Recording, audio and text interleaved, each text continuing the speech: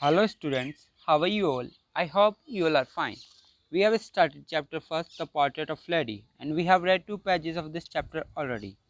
Before I start this chapter, I would like to say that you have to answer the word meaning being asked paragraph wise on my personal WhatsApp number. So we are going direct to where we have stopped this chapter. So we have read first, second as well, and we are on the page number third. But I'm just going to take the last line which we have read already. Okay, so when I came back, she would ask me what the teacher had taught. कि जब मैं वापस आता वो मुझसे पूछा करती what the teacher had taught, कि टीचर ने क्या taught किया है, टीचर ने क्या पढ़ाया है, मुझे वो पूछा करती कहाँ से, जब मैं इंग्लिश स्कूल से आता. I would tell her English words, little things of Western science and learning, the law of gravity, Archimedes' principle, the world being round, etc.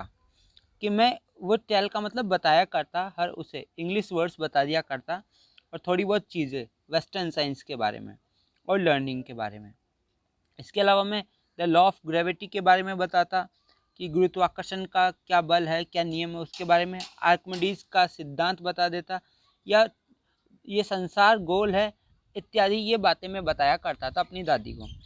This mad her unhappy, this mad her unhappy, और ये चीज़ उसे नाखुश करती, दुखी करती, वो इस चीज़ को लेकर खुश नहीं होती. She could not help me with my lessons, और वो क्यों खुश नहीं होती, क्योंकि वो मेरी मदद नहीं कर पाती थी लेसन्स में, क्योंकि ये चीज़ें उसे आती नहीं थी, तो इसलिए वो मेरी मदद नहीं कर पाती थी मेरे लेसन्स के अंदर, इसलिए वो थोड़ी सी अनहैप्पी हो जाती. Next, she did not believe in the things they taught at English schools and was distressed that there was no teaching about God and the scriptures. She did not believe in the things, वो believe नहीं करती थी उन चीज़ों में, they taught at English school, जो वे सिखाते थे कहाँ पर, इंग्लिश स्कूल में. मतलब इंग्लिश स्कूल में जो भी सिखाया जाता था उस पर दादी विश्वास नहीं करती थी. ओके, और वो बहुत ज़्यादा डिस्ट्रेस थी, परेशान थी. ठीक है, किस चीज़ को लेकर, that there was no teaching, की कोई भी टीचिंग नहीं हो रही है, कोई भी अध्यापन नहीं किया जा रहा है. किसको लेकर, भगवान और ग्रंथों को लेकर, मतलब ग्रंथ और भगवान को लेकर किसी प्रकार की कोई शिक्षा दी नहीं जा रही. इसको लेकर दादी थोड़ी बहुत डिस्ट्रेस रहती थी, परेशान रहती थी. ठीक है, आप मुझे बताओगे डिस्ट्रेस्ड का meaning. One day I announced that we were being given music lessons, एक दिन मैंने अनाउंस किया, मैंने बताया, we were being given music lessons, कि हमको क्या किया जा रहा है, म्यूजिक लेसन्स दिए जा रहे हैं. शी वॉज वेरी डिस्टर्ब्ड, वो बहुत ज़्यादा डिस्टर्ब्ड हो गई. To her music had lewd association, उसके लिए तो म्यूजिक कैसा था, एक ल्यूड एसोसिएशन था. एसोसिएशन का मतलब होता है अपनत्व, या किसी के साथ में हम एसोसिएट करते हैं, अपने आप को जोड़ने की कोशिश करते हैं. तो म्यूजिक कैसा एसोसिएशन था, एक ल्यूड एसोसिएशन था, एक बेकार एसोसिएशन था, एक अच्छा एसोसिएशन नहीं था, एक अच्छा अपनत्व नहीं था. It was the monopoly of harlots and beggars and not mean for gentle folks, और ये मोनोपोली थी. मोनोपोली का मीनिंग बताएंगे आप मुझे, कि मोनोपोली थी किसकी, एकाधिकार था किसका, हार्लोड्स का और बेगर्स का. हार्लोड्स उस किसे कहा जाता है, जो अपने शरीर को बेचता है, जो देह व्यापार करता है. ठीक है ना, जो सेक्स वर्कर्स होते हैं उनको कहा जाता है हार्लोड्स. और ये मोनोपोली थी किसकी, हार्लोड्स की और बेगर्स की. नॉट मीन फॉर जेंटल फोक, ना कि सज्जन व्यक्तियों के लिए था, सज्जन आदमियों के लिए था. कि वो कह रहे थे कि आजकल का जो म्यूज़िक है उसमें मानो कि एकाधिकार हो गया, वर्णन हो गया किसी का, हार्लोड्स का और बेगर्स का. ये अब जेंटल फोक के लिए रहा ही नहीं, ये सज्जन व्यक्तियों के लिए रहा ही नहीं. दादी का ये मानना था. She said nothing but her silence mean disapproval, उसने कुछ नहीं कहा, लेकिन उसकी चुप्पी का मतलब डिसअप्रूवल था, कि वो इसको सहमति नहीं देती है, वो डिसअप्रूव करती है. असहमति देना, डिसअप्रूवल का मतलब असहमति. She really talk to me after that, और वो मुश्किल से ही बात क्या करती थी मुझसे उसके बाद में अब वो मुश्किल से ही मुझसे बात क्या करती थी, अब ज़्यादा बात नहीं करती थी. When I went to university I was given a room of my own, कि जब मैं यूनिवर्सिटी के अंदर आ गया तो मुझे अपना खुद का रूम दे दिया गया. इससे पहले मैं दादी के साथ में रहता था. The common link of friendship was snapped, snapped का मतलब छिटक जाना, टूट जाना. और जो सामान्य जो कड़ी थी दोस्ती की वो भी अब टूट गई। मतलब सामान्य कड़ी कौन सी थी दोस्ती की? वो रूम जिसमें हम एक साथ रहा करते थे। लेकिन अब जब मैं यूनिवर्सिटी में आ गया तो वो जो लिंक था वो भी अब क्या हो गया था, स्नैप हो गया था। अब हम साथ में नहीं रहे। My grandmother accepted her seclusion with resignation. With resignation का मतलब है विदाउट कंप्लेन, बिना शिकायत के, और सेकुलेशन का मतलब है लॉनलीनेस, अकेलापन। तो मेरी दादी ने स्वीकार कर लिया अकेलापन, बिना किसी कंप्लेन के, बिना किसी शिकायत के या किसी भी दुर्भावना के, बिना किसी दुर्भावना के, मतलब कि उसने स्वीकार कर लिया कि ठीक है अब मुझे अकेला ही रहना है। She really left her spinning wheel to talk to anyone. वो मुश्किल से छोड़ा करती अपने स्पाइनिंग व्हील को। स्पाइनिंग व्हील का मतलब चरखा, वो चरखा चलाया करती थी। गांधी, इसका मतलब गांधी जी से प्रेरित थी, है ना। तो मुश्किल से ही क्या करती थी, चरखा छोड़ा करती थी किसी से बात करने के लिए, talk to anyone. From sunrise to sunset she sat by her wheel spinning and reciting prayers. मतलब सूर्य उदय से लेकर सूर्य अस्त तक वो बैठी रहती थी अपने व्हील के पास में, अपने चरखी के पास में, उसको स्पाइन करते हुए, उसको घुमाते हुए, और बोला करती थी प्रेयर्स। मतलब पूरे दिन भर चरखा चलाती थी और प्रार्थना किया करती थी। रिसाइटिंग प्रेयर्स का मतलब प्रार्थना बोलना। Only in the afternoon she relaxed for a while to feed the sparrows. कब? सिर्फ आफ्टरनून के अंदर, दोपहर के अंदर वो आराम करती थी कुछ देर के लिए। और वो भी आराम किस लिए करती थी? ताकि वो फीड कर सके, वो खिला सके स्पैरोज को। जो स्पैरोज है उनको वो दाना खिला सके, उसके लिए आफ्टरनून में कुछ देर रिलैक्स करती थी। While she sat in the veranda breaking the breads into little bits, hundreds of little birds collected round her, creating a veritable bedlam of chirping. अब देखो क्या कह रहे हैं कि जब वो बैठ जाती वरामदा में और तोड़ा करती किसको? ब्रेड को, छोटे छोटे टुकड़ों के अंदर, लिटिल बिट्स के अंदर, तो सैकड़ों छोटे छोटे जो पक्षी है वो इकट्ठा हो जाया करते थे राउंड हर, उसके चारों तरफ। राउंड हर का मतलब उसके चारों तरफ क्या हो जाते हैं, वो छोटे छोटे पक्षी इकट्ठा हो जाया करते थे। क्रिएटिंग, और बनाया करते थे वेरिटेबल बेडलम ऑफ चिरपिंग। बेडलम का मतलब वेरिटेबल, बेडलम का मतलब शोर शराबा। और वो जो पक्षी है वो चिरपिंग, चहचहाट वाला शोर शराबा क्या करते थे, मतलब पक्षियों की आवाज़ आने लग जाती थी।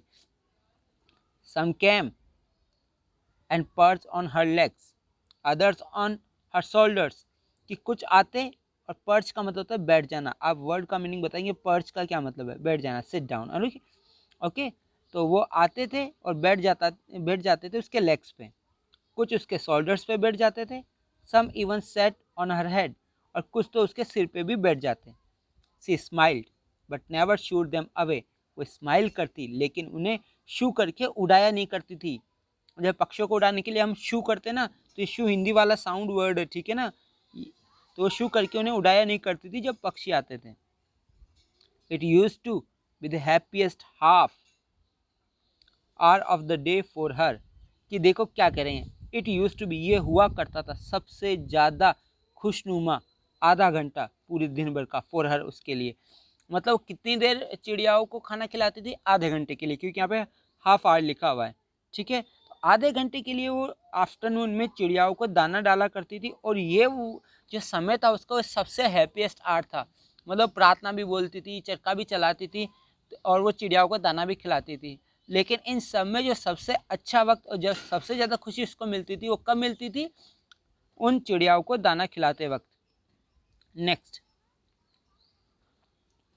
When I decided to go abroad for further studies. कि जब मैंने डिसाइड कर लिया कि मैं अब्रॉड जाऊंगा, विदेश जाऊंगा आगे के अध्ययन के लिए, स्टडीज़ के लिए, I was sure my grand mother would be upset. मुझे पूरा विश्वास था कि मेरी दादी अपसेट हो जाएगी, मेरी दादी थोड़ी सी निराश हो जाएगी। I would be away for 5 years, क्योंकि मैं दूर रहूँगा कितने वर्षों के लिए? 5 सालों के लिए। एंड एट हर एज, और उनकी एज की, और उनकी उम्र में, वन कुड नेवर टेल, कोई कुछ बता नहीं सकता। कि क्या कह रहा है कि मुझे 5 साल विदेश में रहना है, और अगर उनकी उम्र की बात करूँ तो कोई कुछ कह नहीं सकता कि कब दादी चल बसे।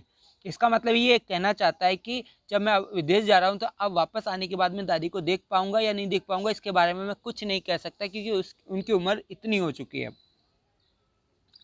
But my grand mother could, लेकिन मेरी दादी रही, जीवित रही, 5 साल तक रही।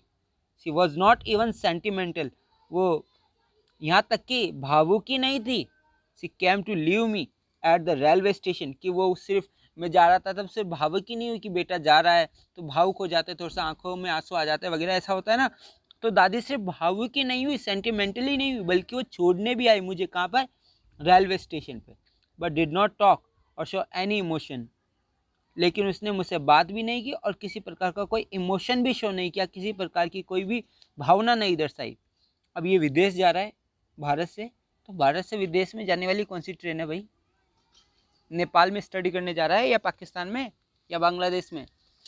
देखते हैं। अब आगे बात करते हैं।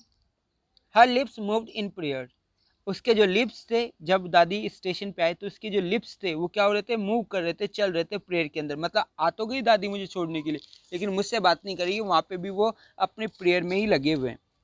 Her mind was lost in prayer, और उसका जो माइंड था वो लॉस्ट था, खोया हुआ था प्रेयर के अंदर। Her fingers were busy telling the beads of her rosary, और उसकी जो फिंगर्स थी वो भी बिजी थी क्या करने में, वो रुद्राक्ष की माला को बोलने में। कि उस रुद्राक्ष की माला क्या कर रही थी, चल रही थी उसके हाथों में, उसके फिंगर्स में, उसमें उसी में बिजी थे। Silently she kissed my forehead, and when I left, I cherished the moist imprint as perhaps the last sign of physical contact between us. Silently, चुपचाप उसने मुझे किस किया मेरे सिर के ऊपर, मेरे ललाट के ऊपर।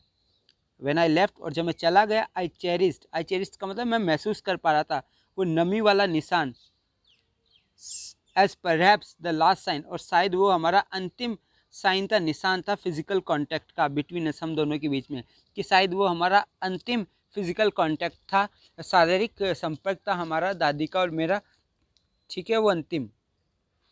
Next, but that was not so, लेकिन ऐसा नहीं था। After 5 years I came back home, 5 साल बाद मैं वापस आ गया। And was met by her at the station, और मैं उनसे मिला, कहाँ मिला, स्टेशन के ऊपर ही, मतलब दादी मुझे लेने भी आई। She did not look a day older, और वो एक दिन भी ज़्यादा वृद्ध नहीं लग रही थी, मतलब एक दिन भी ज़्यादा वृद्ध नहीं दिख रही थी। जब आई 5 साल बाद, जब मुझे रिसीव करने आई, तब भी वो उतनी ही वृद्ध थी जितनी पहले थी 5 साल पहले। She still had no time for words, और उसके पास में अभी भी टाइम नहीं था वर्ड्स के लिए, बोलने के लिए, मतलब अभी भी आई तो बोल कुछ नहीं रही थी, वो प्रार्थना में लगी हुई थी अपने। While she clasped me in her arms, और कहने का मतलब कि उसने मुझे जकड़ लिया, बाहों में जकड़ लिया, अपनी भुजाओं में। I could hear her reciting her prayers, और मैं उन्हें सुन पा रहा था रिसाइट करते हुए, रिसाइट का मतलब बोलते हुए, मैं उन्हें सुन पा रहा था बोलते हुए प्रार्थना, कि जब उन्होंने मुझे गले लगाया तो वो प्रार्थना बोल रही थी और मैं उसे सुन पा रहा था। Even on the first day of my arrival, यहाँ तक कि जो पहला दिन था मेरे आने का, उस दिन her happiest moments were with her sparrows, कि वो हैप्पीएस्ट, जिस दिन में आया उस दिन भी जो हैप्पीएस्ट मोमेंट था ना, वो किसके साथ में था, स्पैरोज के साथ में ही था उस दिन भी। whom she fed longer and with frivolous rebuke, यहाँ पे देखो क्या कह रहे हैं, फ्रिवलस रिबक का मतलब क्या होता है, किसी को हम प्यार से डांट देते हैं, फटकार देते हैं, वो फ्रिवलस रिबक होता है, मतलब कि एक तरह से तुच्छ विद्रोह करना या डांटना। आप जैसे अपन कोई भी पालतू जानवर होता है या पेट होता है तो हम उसको डांट भी देते हैं, लेकिन वो डांट उस प्रकार से लेता नहीं, हम प्यार से डांटते हैं, तो वही है फ्रिवलस रिबक, प्रीवलस। ओके, तो जो दादी है वो काफ़ी देर तक उनको फेड किया, उनको खिलाया, और फिर प्रिविलस रिबक भी किया, थोड़ा बहुत उनको डांटा भी। इन the evening a change came over हर, लेकिन शाम को उनमें एक परिवर्तन आ गया, शाम को एक परिवर्तन आया उनके अंदर। शी डिड नॉट प्रे, शाम को उन्होंने बिल्कुल भी प्रार्थना नहीं की। She collected the woman of the neighbourhood, बल्कि उन्होंने क्या कर लिया, कलेक्ट कर लिया, बुला लिया, किसको, पड़ोस की औरतों को बुला लिया। गॉट एन ओल्ड ड्रम, और एक पुराना ड्रम उठा लिया। स्टार्टेड टू सिंग, और गाना गाना शुरू कर दिया। फॉर सेवरल आवर्स थी थम्ड का मतलब थपथपाना, और वो कई घंटों तक थपथपाते रहे, हाथ मारते रहे, किसके ऊपर, the sagging skin of the dilapidated drum. ठीक है, यहाँ पे सैगिंग का मतलब लटकी हुई, मुरझाई हुई, सैगिंग स्किन, किसकी, जो सैगिंग स्किन है, जो लटकी हुई जो स्किन है, किसकी, उस पुराने ड्रम की। डेलिपेटेड का मतलब ओल्ड ड्रम, कि उस ओल्ड ड्रम की जो लटकी हुई स्किन है उसको थपथपाने लगी। इसका मतलब ये कह रहा है कि जो ड्रम है उसकी कंडीशन काफ़ी बुरी है, काफ़ी बुरी कंडीशन का उसने ड्रम ले लिया जो पड़ा हुआ था काफ़ी दिनों से, उसको उठा लिया। Next, and sang the homecoming of warriors, और एक गाना गाया, उस गाने का नाम था the homecoming of warriors, ये सॉन्ग उसने गाया। We had to persuade her to stop to avoid over straining, और हमें क्या करना पड़ा, परस्यूड करना पड़ा, उन्हें मनाना पड़ा कि वो रुक जाए ताकि अवॉइड हो सके ओवर स्ट्रेनिंग। ओवर स्ट्रेनिंग का मतलब कि जब हम किसी भी काम को एक निश्चित समय से ज़्यादा करते हैं तो हमारे शरीर के अंदर, उस बॉडी पार्ट के अंदर एक प्रकार का खिंचाव आ जाता है, एक प्रकार की थकान आ जाती है। ठीक है, जैसे कि आप मान लीजिए कभी दौड़ते नहीं हो, और लेकिन जिस दिन आप दौड़ोगे तो जैसे मान लो आपने 1 किलोमीटर की दौड़ लगा दी और वैसे आप दौड़ नहीं लगाते, तो उस दिन आपकी जो बॉडी है वो काफ़ी ज़्यादा थक जाएगी, बहुत ज़्यादा परेशान हो जाएगी, 1-2 दिन आपसे चला भी नहीं जाएगा। तो वही इसलिए कि वो ओवर स्ट्रेनिंग ना हो, अतिरिक्त दबाव ना पड़े, अतिरिक्त खिंचाव ना आए शरीर के अंदर, उसको अवॉइड करने के लिए दादी को क्या करना पड़ा, मनाना पड़ा, रोकने के लिए। That was the first time since I had known her that she did not pray, कि ये पहली बार था जब से मैंने उन्हें जाना कि दादी ने प्रार्थना नहीं की हो, मतलब ये पहली बार था जब उन्होंने प्रार्थना नहीं की। The next morning she was taken ill, अगली सुबह बीमार हो गई। बीमार तो होनी थी, इतनी ज़्यादा ड्रम बजाएगी, गाना गाएगी, तो बीमार होनी थी। It was a mild fever, और ये एक माइल्ड फीवर था, थोड़ा सा बुखार था। And the doctor told us that it would go, doctor ने क्या कहा कि चला जाएगा ये। But my grand mother thought differently, लेकिन मेरी दादी तो अलग ही सोच रही थी। She told us that her and was near, और उन्होंने हमें बताया कि उसका जो अंत है वो आ चुका है। She said that since only a few hours before the close of the last chapter of her life, she had omitted to pray. देखो क्या कह रहे हैं, she said, उन्होंने कहा कि since only a few hours before the close of last chapter, last chapter का मतलब क्या है कि लास्ट चैप्टर क्लोज होने से कुछ घंटे पहले ही, ठीक है ना, उन्होंने क्या कर दिया था, ओमिटेड टू प्रे, प्रे करना शुरू कर दिया था, प्रार्थना करना शुरू कर दिया था। कब, मरने से कुछ घंटे पहले उन्होंने प्रार्थना करना शुरू कर दिया था। क्यों, और दादी ने बता भी दिया था कि जो मेरा है अंत आने वाला है, लेकिन हम ने दादी से कहा कि ये माइल्ड फीवर है, ये चला जाएगा। She was not going to waste any more time talking to us, और वो बिल्कुल भी समय बर्बाद नहीं करना चाहती थी और ज़्यादा समय बात कर कर हमसे, इसलिए वो प्रार्थना में लग गई। वी प्रोटेस्टेड, हमने प्रोटेस्ट किया, हमने विरोध किया, दादी ऐसा कुछ नहीं है, आप ठीक हो जाओगी। दादी नहीं मानी, नहीं, मेरा अंतिम समय आ चुका है, उन्होंने ये कहा। But she ignored our protest, लेकिन उन्होंने इग्नोर कर दिया, नज़रअंदाज कर दिया हमारे प्रोटेस्ट को, हमारे विद्रोह को। She lay peacefully in bed praying and telling her beads, वो लेटी रही शांतिपूर्वक बिस्तरों में प्रार्थना करते हुए और जो रुद्राक्ष की माला है उसे जपते हुए। टेलिंग हर बीट्स का मतलब माला जपना, ठीक है, ये वर्ड बता रहा हूँ, टेलिंग हर बीट्स मीन्स माला जपना। Even before we could suspect, इससे पहले कि हमको किसी प्रकार का सस्पेक्ट होता, हम संदेह करते, हर लिप्स स्टॉप मूविंग, उसके जो लिप्स है वो रुक गए मूविंग करना, बोलना। कि कहने का मतलब हमको तो विश्वास था कि दादी कहीं नहीं जाएगी कि थोड़ा बहुत ही बुखार है, लेकिन हम इससे पहले कि हमको सस्पेक्ट होता, संदेह होता कि उसके जो लिप्स थे वो मूव करना स्टॉप हो गए, और जो रोजरी, जो रुद्राक्ष की माला थी, रोजरी थी, fell from her lifeless finger, और जो रोजरी थी, रुद्राक्ष की माला था, वो गिर गई। कहाँ से गिर गई, उसकी मतलब कि जीवंत वहीन, कहने का मतलब कि जो मृत जो फिंगर्स है उससे गिर गई। A peaceful pallor spread on her face, we knew that she was dead, और एक शांतिपूर्वक पीला रंग से स्प्रेड हो गया उनके चेहरे के ऊपर, और हमें पता चल गया कि अब दादी नहीं रही है, वो डेड हो चुकी है। Next, we lifted her off the bed, हमने उन्हें बेड से उठाकर अलग किया। एज इज़ कस्टमरी, जैसा कि रिवाज है, laid her on a ground, और उन्हें कहाँ लेटा दिया, ग्राउंड पर, मतलब बिस्तर से उठाकर उन्हें ग्राउंड पे लेटा दिया। Covered her with a red shroud, और उन्हें ढक दिया, किससे, रेड श्राउड से। तो आप मुझे रेड श्राउड का मतलब बताओगे, श्राउड का मतलब होता है कफन, तो उन्हें किससे ढक दिया, लाल कफन से। After a few hours of morning we left her alone to make arrangement for her funeral, कि क्या कह रहे हैं, कुछ घंटों बाद में, कुछ घंटे किसके, मार्निंग के, मॉर्निंग के कुछ घंटे बाद में, यहाँ पे मॉर्निंग नहीं है, ये वर्ड में थोड़ा सा बता देता हूँ, ध्यान देना। देखो मॉर्निंग की स्पेलिंग होती है MORNING, मॉर्निंग, इसका मतलब होती है सुबह। क्या मतलब होती है इसका? सुबह। अब देखो इसी ओ के बाद में अगर यू लगा दिया जाए, ओ के बाद में क्यू, और स्पेलिंग क्या हो जाएगी फिर? MOU हो जाएगी। मतलब कि यू और ऐड कर दिया और वो सेम स्पेलिंग आ गया तो मौनी। इसका मतलब होता है शौक। जब कोई चला जाता है तो उसको शौक बोलते हैं, विलाप बोलते हैं, तो वही है यहाँ पे मौनी। साउंड सिमिलियर है, ऑलमोस्ट सिमिलियर है, ठीक है, तो कंफ्यूज होने की आवश्यकता नहीं है। तो जो मॉर्निंग है, मॉर्निंग दोनों को मॉर्निंग ही बोलते हैं वैसे, ठीक है। तो ध्यान रखना स्पेलिंग इसमें यू आता है और उस वाले में यू नहीं आता, ये डिफरेंस है। कि क्या करें? After few hours of morning, कि कुछ घंटों के शोक विलाप के बाद में, वी लेफ्ट हर अलोन, हमने उसे अकेला छोड़ दिया, टू मेक अरेंजमेंट, ताकि हम कुछ व्यवस्था कर सके, फॉर हर फ्यूनरल, किसके लिए? उसके फ्यूनरल के लिए, उसके अंतिम संस्कार के लिए। फ्यूनरल का मतलब अंतिम संस्कार, ध्यान देंगे। देह संस्कार जिसमें आग से जलाया जाता है उसका फ्यूनरल कहा जाता है। In the evening went to her room with a crude structure to take her to be cremated.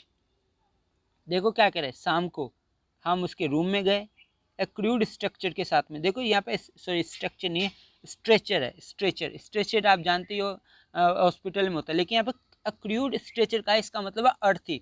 और हम क्या लेके गए? अर्थी लेके गए उनके रूम में, और take her to be cremated, और हम उन्हें ले आए किसके लिए? क्रिमेटेड करने के लिए, उनका देह संस्कार करने के लिए। तो क्रिमेटेड का मतलब बताओगी क्या होगा? देह संस्कार।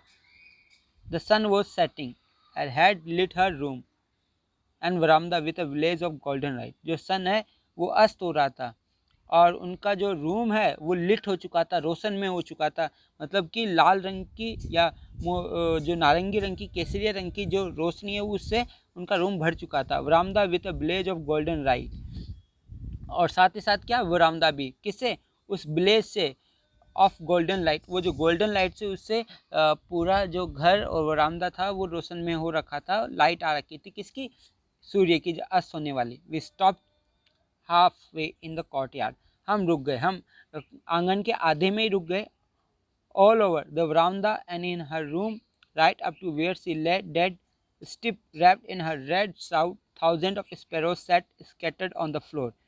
अब देखिए कितनी बड़ी बात है, देखिए कि वरामदा में और रूम में, right up to where she ले, मतलब कि वहाँ से जहाँ से वो लेटी हुई थी, कैसे? मृत, और still wrapped in the red shroud, और कहाँ तक? और स्टिल का मतलब उस लाल कफन से जिससे उसको ढका गया था या उड़ाया गया था, वहाँ तक।